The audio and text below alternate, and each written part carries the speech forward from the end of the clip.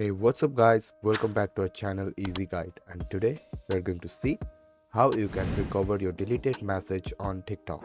So at first, you need to click on your inbox, and from here you have to delete one message you have sent. And now you can go to profile and then click on these three lines on the top right corner and go to settings and privacy.